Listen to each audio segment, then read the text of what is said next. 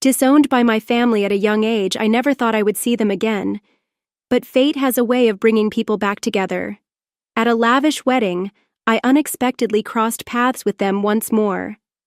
And the moment they saw me, their contempt was undeniable.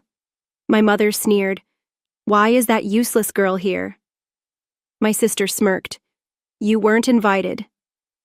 But just as her husband was about to throw me out, he suddenly froze. His expression changed, his voice unsteady. "Wait, this woman is—" I simply smiled and said, "You really have no idea, do you? My name is Maya Ford, and I'm 30 years old. I live with my husband, Adam, who is 5 years my senior, and our 5-year-old son. Today, I'm attending a wedding with Adam. While the bride and groom are familiar acquaintances, it's Adam who has a stronger connection with them. I only recognize them by sight. The wedding is at a luxury hotel, and although I know it's improper, I can't help but wonder just how much all of this costs." Adam mentioned he was going to mingle with some people at the event, so I excused myself to use the restroom. As I was leaving the ladies' room to return to the ceremony, I overheard some unpleasant voices. "Well, look who it is, that defective piece of goods. What's she doing in a place like this?" "What do you mean, Mom?" "Goodness, you're right. Why is she even here? We didn't invite her." I could feel the sting of their words. They weren't even bothering to whisper anymore, they were throwing insults with such ease. Still, they hadn't addressed me directly, and I wanted nothing to do with people so blatantly rude. So I tried to hurry away. "Hey, don't walk away from me, you ugly thing. I know you can hear me." I wasn't sure if they had just called out to me, but I chose to ignore it. Ugly thing wasn't my name. As I walked quickly down the hallway, I heard footsteps following behind me, making me jump. This is ridiculous. They should have given up by now. Why keep embarrassing themselves like this? As I thought that, someone suddenly grabbed my arm. Apparently, they had sprinted to catch up with me. Their nails dug sharply into my skin. "I told you to wait!" the woman snapped, out of breath. I looked her up and down before shaking off her hand. As I did, she stumbled dramatically, letting out a theatrical cry. Honestly, what a pointless show. "Elle, are you all right? How violent she is!" Another woman, who had been trailing behind, gasped as she came to support the first. Then, she shot me a furious look. "Excuse me, but what's going on here? Who do you think you are?" "Who am I? Are you really asking me that?" I replied, my voice dripping with sarcasm. "You seem like a self-absorbed, rude person. Have we met before?" Her perfectly shaped eyebrows shot up. "What's your problem? How dare you talk to me like that? If you've really forgotten, let me remind you. I'm your sister, Elle. Does that ring a bell now? Surely even your disappointing brain can recall that. And this," she said, gesturing to the woman beside her, "is our mother. Don't tell me you've forgotten your own mother, too?" Well, I suppose someone by that name might have been close to me once upon a time. I tilt my head. These people aren't worth engaging with seriously. My response seems to anger them both further. Just then, 2 men come running up. "Hey, what's all the commotion? We could hear the shouting from over there. Elle, are you finished with preparations? Oh wait, you're still in your regular clothes. You need to change quickly. Dad! Ron! This person! There's an intruder who's crashed our wedding. Please throw her out right now." Elle, as she calls herself, points at me while shouting. Didn't anyone teach her it's rude to point at people? The 2 men's reactions upon seeing me were complete opposites. The man called Dad widened his eyes, then scowled with obvious displeasure. The man called Ron froze with a shocked expression, the color draining from his face. Why is she here? I never thought I'd have to see her face on such a happy day. Right! She must have snuck in here by mistake. This is awful. Please call security right away. Hey, what are you saying? Watch your mouth. This person is Dr. Ford, Ron shouts with a pale face. Seeing this, I mutter quietly, "So, you really don't know anything, do you?" No one notices my muttered words. "Maya, so this is where you were. I was looking for you," says a new arrival, my husband Adam. Everyone's attention turns to him at once. Adam looks slightly taken aback. "Sorry, I meant to come right back, but I got caught up with some strange people," I say with a wry smile as I move closer to him. Adam blinks and looks around at everyone present. Then he mutters, "Ah, it seems he's quickly grasped the situation. That's my Adam." Elle, who had been staring at Adam in admiration when he suddenly appeared, quickly switches back to glaring at me when I stand beside him. The two called father and mother still wore confused expressions, as if they haven't fully processed the situation. Ron, meanwhile, is clearly flustered. He's also the first to speak up. Doctor?" "Ford, I'm so sorry. It seems my wife has been very rude. And, my deepest apologies to your wife as well." "Hey, Elle, you apologize too." "What? Why should I apologize? She's the one who should be apologizing. This shameless person who snuck into our important wedding.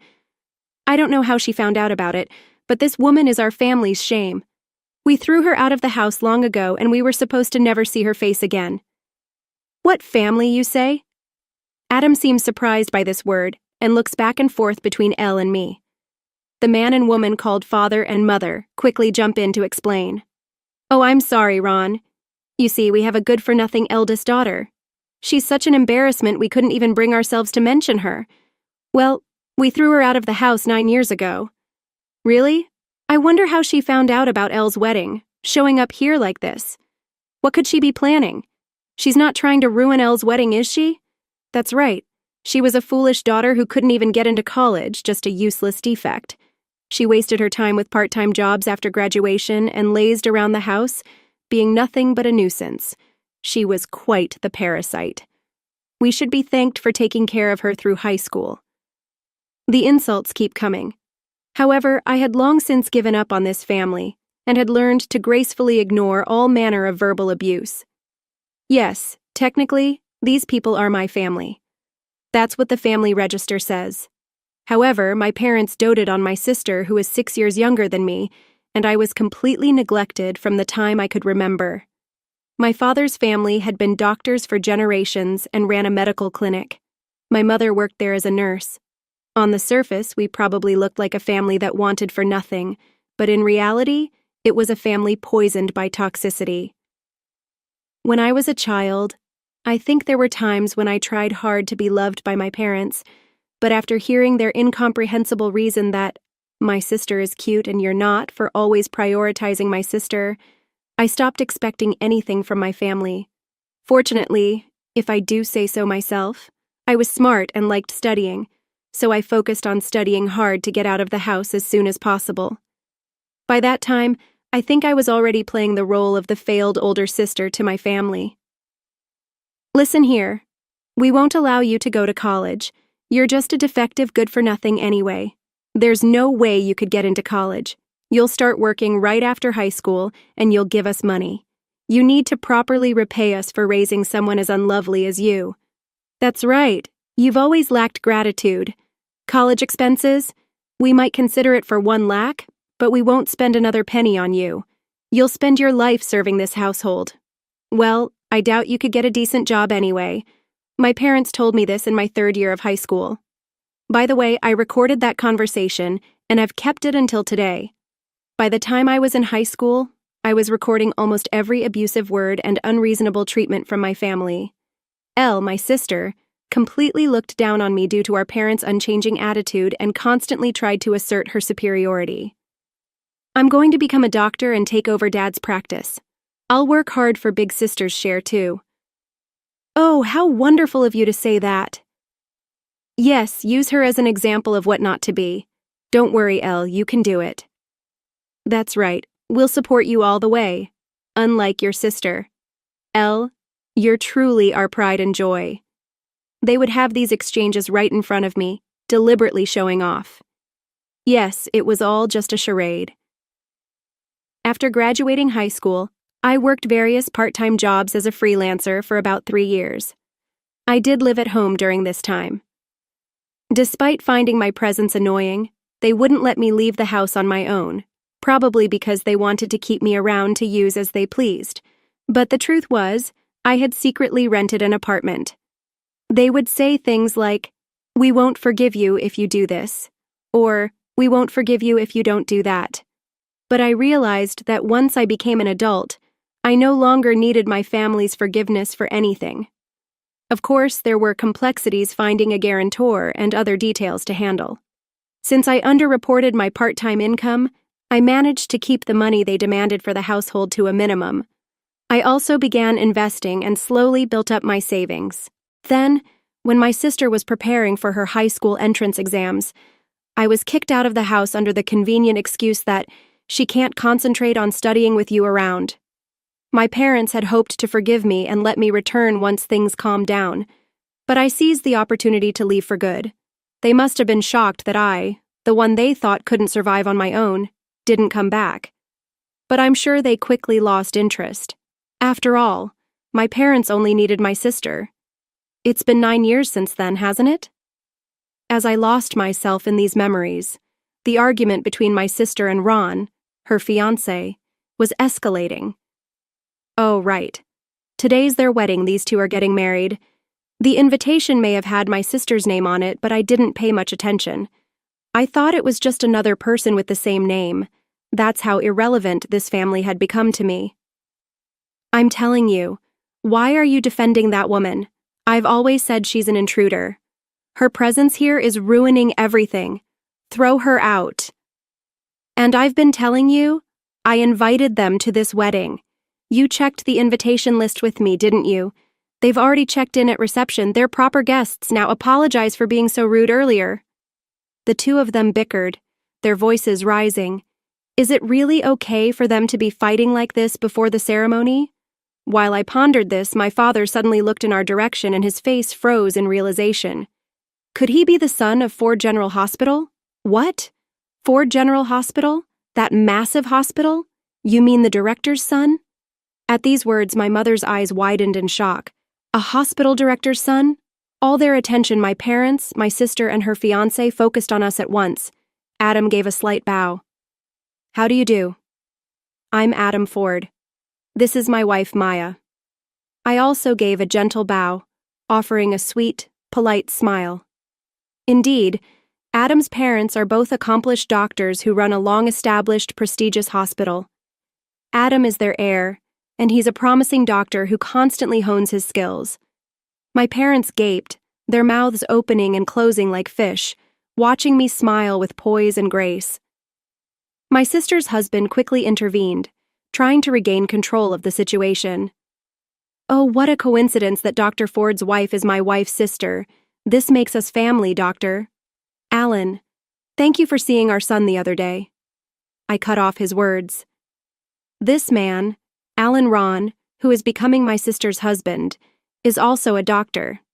He works at a university hospital and recently examined our son who hasn't been feeling well lately. That's the extent of our relationship, although it seems Adam has had various professional interactions with him before. Apparently, Alan admires Adam. How is your son doing? Based on my examination, he needs immediate treatment. Please come to our hospital for initial testing and dash. Ah, well, we decided to get another opinion afterward. You know how important second opinions are, right? As I continue with a sweet smile, he freezes completely. It seems Alan sees my son as a VIP patient. That's why he's so desperate to treat him at his hospital. However, it's not pleasant to have a patient, especially my own son, viewed as a cash cow. I reject him with a smile. Then there's a derisive snort. What's this? Are you trying to get back at us just because you're a high school graduate? You think you're something special for catching a doctor husband? How stupid can you be? Just because you married the heir to a big hospital doesn't make you any more important. Your education level hasn't changed. Your thinking is so shallow and you even have a son. How pitiful for a child to have such a defective person as a mother. Hey, Elle, that's enough. This whole time, they're blood relatives, aren't they? Why do you keep saying such things? Alan hurriedly tries to stop her. However, Elle glares at him. She absolutely believes everything she says is right. Suddenly, Adam turns to me and asks, Maya, are these people really your family? No, they're not family at all. After all, family doesn't suddenly yell at you for unreasonable things, or withhold food for a day just for spilling a little on the table, or give me hand-me-downs from who knows where while giving my sister brand-name dresses and laughing at the comparison, or throw away my study materials saying, "You're stupid anyway, so you don't need these." They don't ruin textbooks by soaking them in water, right? So these people aren't family anymore. You're right.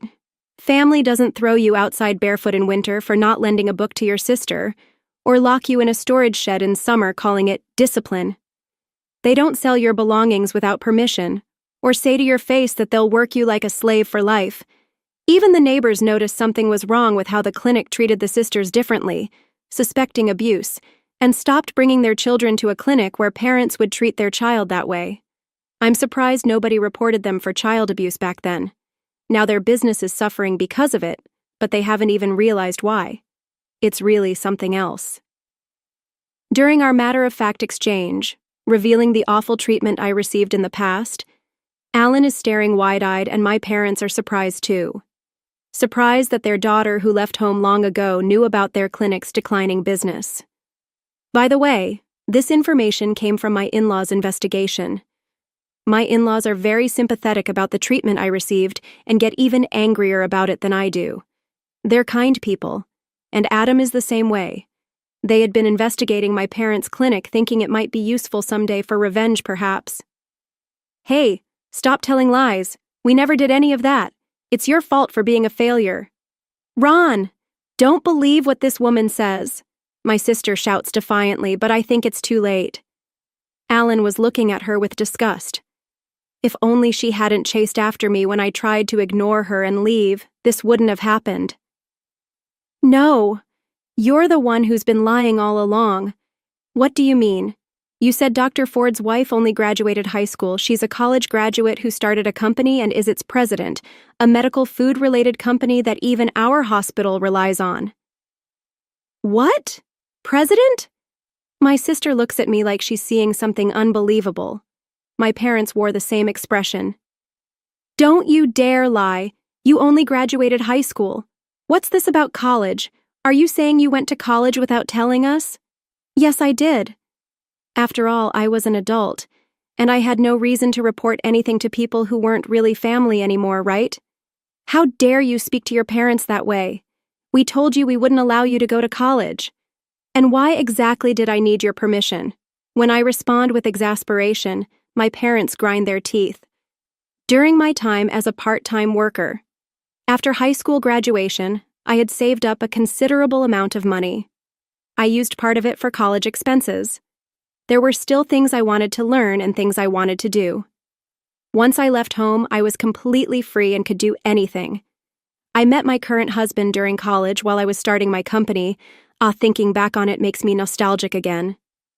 Meanwhile, my sister was muttering something with a pale face. It's a lie.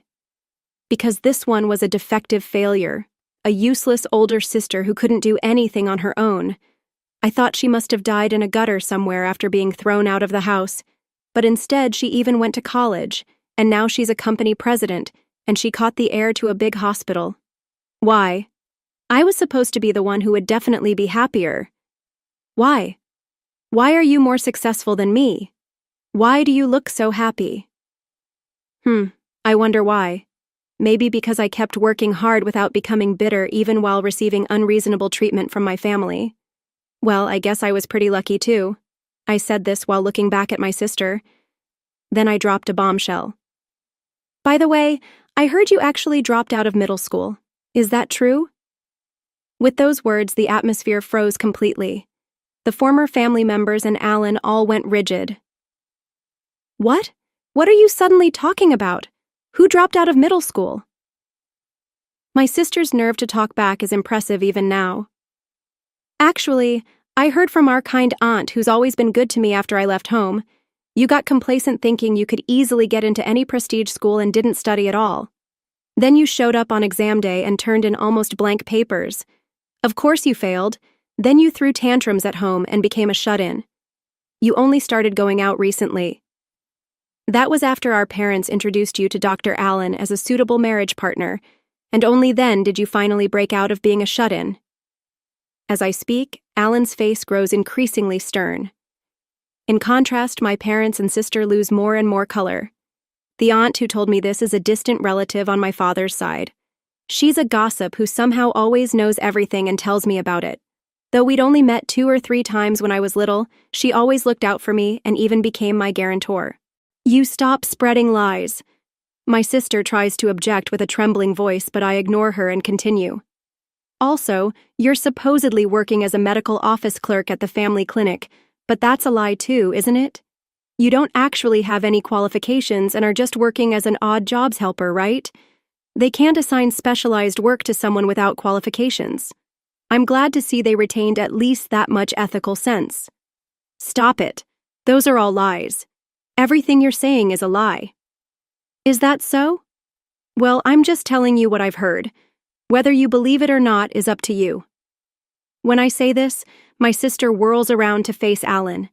His expression is filled with suspicion, confusion, and disgust. Elle, you told me and our parents that you graduated from a famous women's university, then got your qualifications and were helping at the family clinic, right? Was it all lies?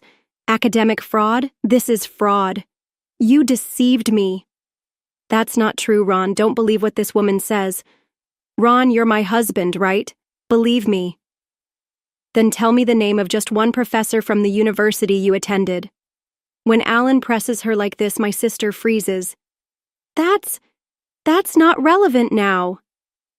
Oh no, then I'll call one of the professors from the department you claim to attend right now. They're acquaintances of my parents, they know me, their son, and we socialize as families. I'll ask if there was ever a student named Elle. Alan says this while reaching for smartphone. Stop it. There's no need for that. If you would just believe me, that should be enough. My sister lunges for Alan's phone, snatches it, and slams it to the floor. Don't try to verify anything, just believe me. Then she grinds the phone further with her heel. Her expression is demonic. Alan is clearly put off, and my stunned parents hurriedly try to stop my sister. Other wedding guests and venue staff gather, drawn by the commotion. It turned into quite a spectacle. The truth is, it felt like someone else's problem, and that was because I no longer felt any connection to them. My family now consists solely of my husband and son. Well, shall we head home? We've given the wedding gift. We've fulfilled our social obligations, right? Are you sure you're finished, Maya? My husband asked with a subtle look, as if checking if I had said everything I wanted to, if I had gotten my revenge. I responded with a bright smile. I don't care anymore. Let's go home. Oh, how about we stop by the cake shop in this hotel on our way out? I've been dying to try their super luxury cake. Sure, let's do that. Let's buy some cake to take home. We laughed together and left the wedding venue. Sometime later, I heard that Alan had been sued for exaggerating diagnoses and charging excessive medical fees. Then, my parents came looking for my help, though. Of course, they didn't have my contact information. I heard they showed up at my husband's hospital, making a scene, demanding to see me. And my husband, listen here. You're the wife of this hospital's heir. She's our daughter. Let us see her right now. You can contact the heir through this hospital, can't you? We're in trouble here. She's family. She has to help us. We're just asking her to repay us for raising her. That's right. I never thought she'd be useful, but I guess raising her was worth it. Who would have thought she'd marry someone even better than Elle? Of course, the son-in-law should help us.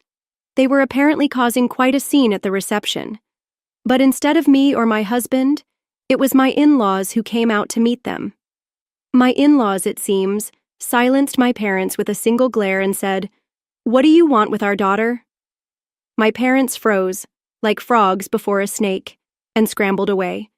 They tried to reach out again after that, but eventually, their neglect caught up with them and their clinic closed down quickly. When I heard about it, I felt nothing. Then, I found out that my sister and her husband had divorced. Honestly, I was surprised their marriage even lasted a few months. Perhaps Alan getting sued and fired from the hospital was the final straw. My sister began making misguided attempts to prove she could be happier than me. First, she got involved with a married doctor more than 20 years her senior, trying to catch a better husband than mine.